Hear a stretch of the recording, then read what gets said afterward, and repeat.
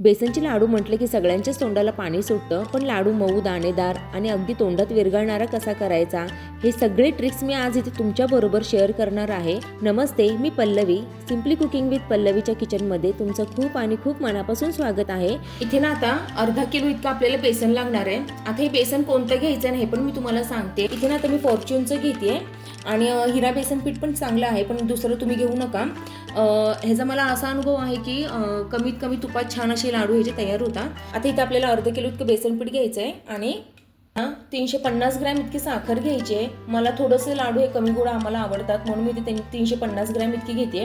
तुम्ही 400 ग्रॅम पण घेऊ शकता, पण त्याच्यापेक्षा जर जास्त घेतली साखर तर ते खूप असं तोंडात गोड गोड असं होतं, म्हणून आपल्याला एवढी साखर मी इथे घेत आहे. आणि आता आपल्याला विलायची लागणार आहे, एवढं साहित्य लागतं. आता तूप किती घ्यायचं हे पण मी तुम्हाला दाखवते. इथे ना तर आपल्याला आहे ना 200 ग्रॅम इतकं तूप लागणार आहे, पण आहे ना जर मला जास्त लागलं ना तर मी ते पण तुम्हाला सांगते मला किती लागलं एकूण तूप. घेताना तरी मी आता इथे 200 ग्रॅम घेणार आहे. बघू आपल्याला किती लागते तूप हे. आता इथे मी तुम्हाला सांगितल्याप्रमाणे इथे आपल्याला अर्धा किलो इतकं बेसन लागणार आहे. तुम्ही डाळ भाजून दळून पण आणू शकता, पण एवढा करायला आहे ना आता एवढा कोणाला असं वेळ नसतो, म्हणून इथे मी रेडीमेडच बेसन पिठाचं तुम्हाला लाडू करून दाखवणार आहे. इथे आपल्याला 200 ग्रॅम इतकं तूप लागणार आहे आणि 350 ग्रॅम इतकी मी ती पिठी साखर घेतलेली आहे. आपल्याला विलायची लागणार आहे आणि ना ह्यात मी असं एक सिक्रेट इन्ग्रेडियंट्स घालणार आहे ना, जेणेकरून लाडू हे अतिशय दाणेदार होतात. त्याच्यानंतर आहे ना आपल्याला आहे ना तुम्हाला एक माहितीसाठी सांगते, ही पिठी साखर मी थोडीशी रवाळ अशी मी बारीक केलेली आहे. पूर्ण हिची अशी बारीक अशी पावडर केलेली नाही आहे. त्याचं कारण पण काय आहे हे पण मी तुम्हाला पुढे सांगणार आहे. आपले लाडू बसके होऊ नयेत किंवा रेंगाळू नयेत, त्याचा आकार बदलू नये, ते परफेक्ट असे कसे करायचे, ह्या आहे ना बेसनचे लाडू मागे बरेचशा अशा टिप्स असतात. जे आता मी एक लाडू कंटिन्यू करते, ऑर्डरचे पण घेते मी हे लाडू, बेसन लाडू. ह्या सगळ्या टिप्स म्हणून मी तुमच्यापर्यंत शेअर करणार आहे. चला तर मग उशीर न करता रेसिपीला सुरुवात करूया. आपल्या जर अर्धा किलो हे बेसन पीठ असेल तर त्याचे 1 किलोच्या प्रमाणात इतके लाडू हे तयार होतात. आता गौरी गणपती आलेले आहे, तुम्ही विक्रीसाठी पण हे लाडू छान असे बनवू शकता, विकू शकता. आणि जर आपण क्वालिटी दिली ना बरोबर आपल्याला हे लाडूची ऑर्डर ही रिपीट येतेच. सगळ्यात पहिली टीप आहे ना, ही आपल्याला कढई ही मोठी घ्यायची आहे, जेणेकरून छान असं खळखळ आपल्याला आहे ना बेसन पीठ हे छान असं भाजता येतं. आता सगळ्यात आधी आपण काय करायचं, कोरडं पीठ हे भाजून घ्यायचंय, कारण जर तूप टाकलं ना लवकर ते भाजलं जात नाही पीठ, म्हणून आहे ना सगळ्यात आधी आपल्याला ना हे पीठ भाजून घ्यायचंय, जेणेकरून आपल्याला पीठ भाजायला जास्त वेळ लागणार नाही. म्हणून एक बारीक गॅसवर आपल्याला छान असं आधी हे पीठ आहे ना खमंग असं भाजून घ्यायचंय. फक्त बेसन पिठामध्ये ना पीठ भाजायलाच वेळ लागतो, बाकीची सगळं गोष्टी किंवा सगळी प्रोसेस ही एकदम सोपी आहे. पण ह्याच्यात आहे ना छोटे छोटे असे काही टिप्स आहेत, ते तुम्ही ना नक्की आता व्हिडिओमध्ये मी तुम्हाला दाखवते. ते बघा, इथे ना 10 ते 15 मिनटं झालेले आहे. फक्त मी इथे पीठ आहे ना हे छान असं भाजून घेतलेलं आहे. खूप असा सुगंध सुटलेला आहे घरभऱ्या पिठाचा, आणि तुम्ही बघू शकता कलर पण आहे ना हा लालसर असा पिठाचा व्हायला लागलेला आहे. आपल्याला ना ते यात आहे ना थोडं थोडं तूप घालून आहे ना छान असं पीठ आहे ना पुन्हा एकदा हे परतून घ्यायचं आहे. आता गौरी गणपती आलेले आहेत, तर ना त्यात आहे ना तुम्ही ना ह्या बेसन लाडूची ऑर्डर पण घेऊ शकता, किंवा आहे ना गौरी गणपतीसाठी ना घरी पण तुम्ही ना फराळाचं हे करू शकता. चला तर मग आता आपण आहे ना तूप घालून हे छान असं परतून घेऊया. इथे ना आता मी 1 टेबलस्पून इतकं सुरुवातीला तूप घातलेलं आहे, आणि छान असं आता आपल्याला गाठी मोडत मोडत आहे ना हे मिश्रण आहे ना छान असं परतून घ्यायचं आहे. एकदाच सगळं तूप घालायचं नाही आहे, थोडं थोडं आपल्याला गाठी मोडत मोडत हे तूप घालून आहे ना परतून घ्यायचे पीठ. जरी आपल्याला आत्ता वाटलं ना हे खूपच असं कोरडं आहे, पण लगेच आपल्याला तूप हे जास्त वाढून घालायचं नाही आहे. जसं जसं परतेल तसा अंदाज आपल्याला घेत जायचं आहे. तुम्हाला आहे ना कलरमध्ये फरक जाणवत असेल, लाल लाल व्हायला लागल्यात हे पीठ, छान असं खरपूस बिस्किटासारखं व्हायला लागलेलं आहे. असं आपल्याला कंटिन्यू ह्या गाठी मोडायच्यात, कारण ह्या तुपाच्या गाठी असतात, तूप एकत्र असं मोडल्यामुळे पसरलं जातं. आपल्याला हे पुन्हा एकदा मिक्स करून घ्यायचं, गाठी मोडायची तिला. इथे सिक्रेट इन्ग्रेडियंट्स मी तुम्हाला जी बोलली होती ना, ते म्हणजे इथे आपला बारीक रवा आहे. फक्त 1 टेबलस्पून इतका आपल्याला बारीक रवा पीठ भाजताना घालायचं आहे. आणि एक दुसरं जे आहे ते मी तुम्हाला पुढे दाखवणारच आहे, ते पण दुसरं काय आहे. आणि बेसनचा लाडू ना थोडंसं टाळ्याला चिटकलेला छान लागतो, त्याची ती ओळखच आहे की आपण बेसन लाडू खातोय, जे आपण लहानपणी खायचो, ज्या आपल्या लहानपणीच्या आठवणी आहेत त्या तशाच आहेत. छान असा तो लाडूने चिटकला जायचा, आणि खरंच ते अजून पण तसं झालं ना खूप छान असा तो लाडू लागतो.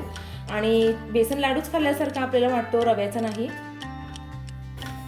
तुमच्या अशा काही लहानपणीच्या आठवणी असल्या ना माझ्याबरोबर नक्की तुम्ही शेअर करू शकता. आता आहे ना हे छान असं बऱ्यापैकी ना तुम्ही बघू शकता ओलसर झालेलं आहे पीठ तुपामुळे. अजून आपल्याला ना असं भाजत ते घ्यायचं आहे, म्हणजे तूप आहे ना छान असं रिलीज होणार आहे त्यातलं. मोठी कढई घेतल्यामुळे ना पीठ हे बाहेर सांडत नाही. छान असं आपल्याला आहे ना हलवता येतं, ते छान असं मिक्स करता येतं, त्याच्या गाठ्या फोडता येतात. इतकं तूप आपलं शिल्लक आहे. 1 टेबलस्पून इतकं मी ह्याच्यात अजून तूप घालते. आपल्याला सगळं हे 200 ग्रॅम इतकं तूप इथे लागलेलं आहे. मी सगळं तूप हे घालून घेतलेलं आहे. मी तुम्हाला वाटी दाखवते, तुम्ही बघू शकता सगळं तूप इथे मी घालून घेतलेलं आहे. आता हे जसं जसं परतत जाईल तसं ह्याला तूप सुटत जातं, पण अजूनही मला हे थोडंसं कोरडं वाटत आहे. मी ना अजूनही ना इथे ना 2 टेबलस्पून इतकं तूप घातलेलं आहे, म्हणजे एकूण मला आहे ना 200 ग्रॅम आणि प्लस 2 टेबलस्पून इतकं तूप लागलेलं आहे. आपल्याला आधी वाटतं तसं आपल्याला अजून तूप लागणार आहे, पण तेवढं हे पुरेसं होतं. ॲक्युरेट हे प्रमाण आहे. आता ना ह्याला आपण थोडासा पाण्याचा हपका मारूया, म्हणजे अजून ते दाणेदार असं हे बेसन पीठ होतं.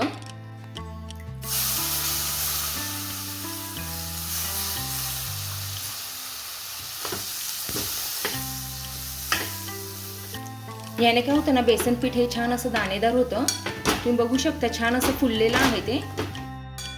तुम्ही बघू शकता छान असं तूप ह्याचं ना वर आलेलं आहे. आपलं पीठ आहे ना छान असं भाजलं गेलेलं आहे. आता इथे आपल्याला ना गॅसची फ्लेम ही बंद करायची आहे आणि हे मिश्रण ताटात गार करण्यासाठी ठेवून द्यायचं आहे.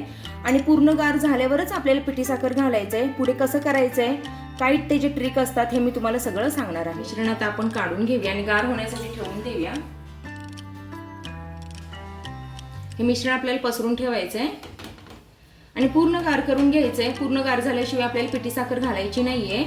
तेच ते सिक्रेट आहे जे लाडू दाणेदार होतात, अजिबात रेलत नाहीत. आता हे आपण 1 तासाला गार करून घेऊया. तुम्ही बघू शकता आपलं मिश्रण आहे ना हे गार झालेलं आहे, पण ते आपल्याला पूर्ण आळून पण द्यायचं नाहीये आणि ना कोमट असताना सुद्धा ह्याच्यात पिठी साखर घालायची नाहीये. हेच ते सिक्रेट आहे. आणि पिठी साखर जर आहे ना कोमट असताना घातलं ना तर त्याचं पाणी होतं आणि साहजिकच आहे लाडू हे रेलतात.